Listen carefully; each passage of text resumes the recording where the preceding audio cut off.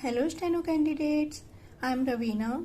Welcome to your own YouTube channel Lotus Steno Legal Matters. I am going to dictate you Steno Legal Matters. Please subscribe my channel and press the bell icon for more dictations. So be ready for the dictation. 5, 4, 3, 2, 1, start. The lands of the Riyats being inalienable, dubious Mahajans adopted ingenious devices to grab their lands by getting various kinds of documents from them under influence of liquor, and after filing suits by practicing deception got fraudulent compromise petitions filed by those Santals and obtain compromise decrees in those suits. Stop. Under Regulation 1872, record of rights were prepared after giving notice to everybody concerned, and exiting features of holdings and prevalent customs were recorded. Stop.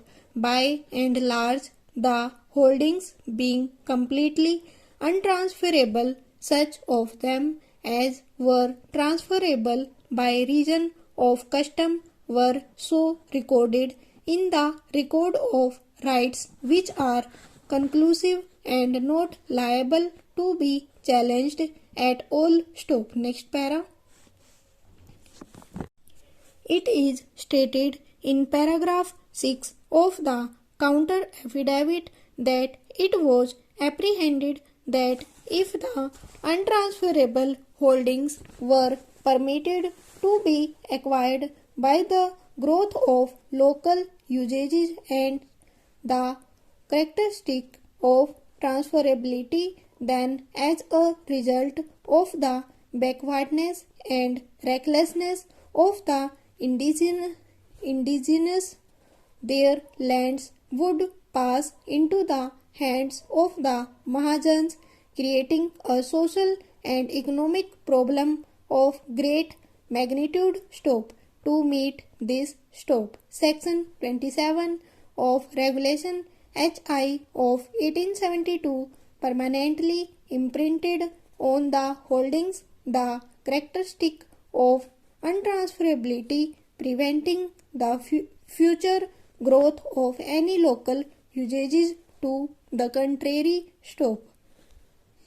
This, however, afforded protection to such of the transferees as were in continuous cultivating possession for over 12 years under the first proviso to subsection within bracket 3 of section 27 of the regulation. Stop.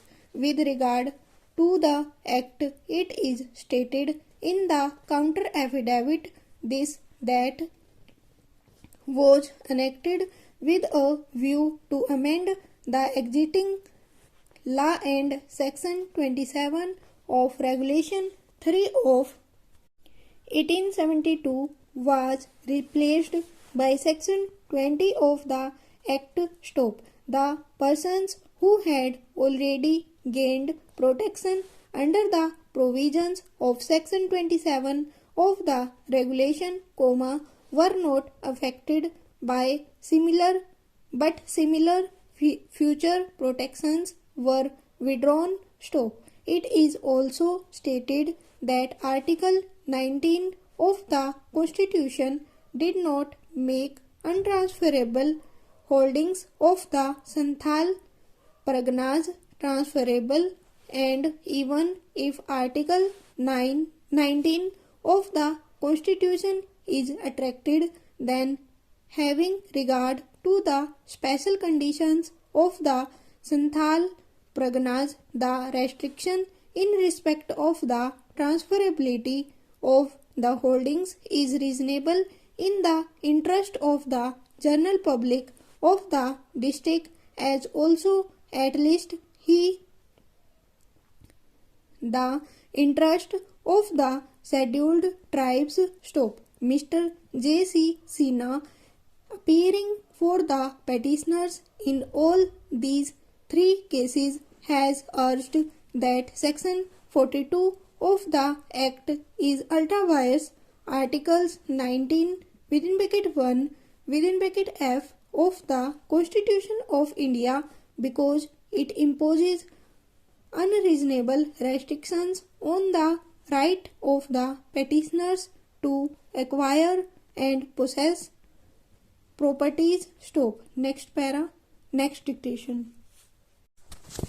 The present appeal is by the plaintiff who filed a suit for partition being suit number 5A of 1999 before the second civil judge class 2 Devas, Madhya Pradesh, dated 28 December 1998, in which the first four defendants happened to be his father, bracket start, defendant number 3, bracket close, comma, and his father's three brothers is that defendant numbers 1, 2, and 4.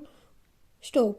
He claimed 1/8th share in the suit property on the footing that the suit property was ancestral property and that being a co-partner, he had a right by birth in the said property in accordance with the Mitaksara law. Stop. A joint written statement was filed by all four brothers, including the plaintiff's father, claiming that the suit property was not ancestral property and that an earlier partition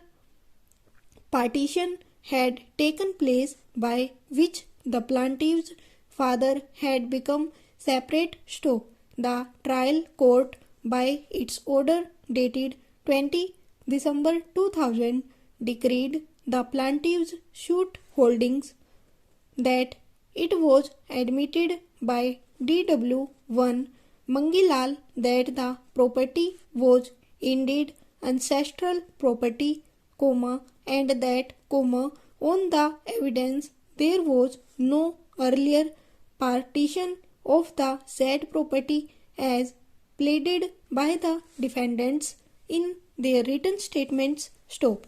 The first appellate court, by its judgment dated 12 January 2005, confirmed that the finding that the property was ancestral and that no earlier partition between the brothers had in fact taken place. Stop. However, it held that the plaintiff's grandfather, one Jagannath Singh, having died in 1973, his widow being alive at the time of his death, the said Jagannath Singh's share would have to be distributed in accordance with Section 8 of the Hindu Succession Act 1956 as if the said Jagannath Singh had died intestate.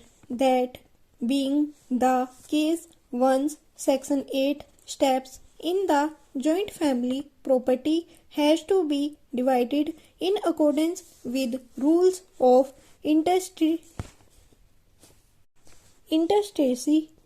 and not survivorship. Stop. This being so, no joint family property remained to be divided when the suit for partition was filed by the plaintiff, and that since the plaintiff had no right while his father was alive, the father alone being a class 1 here, bracket start, and consequently the plaintiff not being a class 1 here, bracket close, the plaintiff had no right to sue for partition, and therefore the suit was dismissed, and consequently the first appeal was allowed. Stop.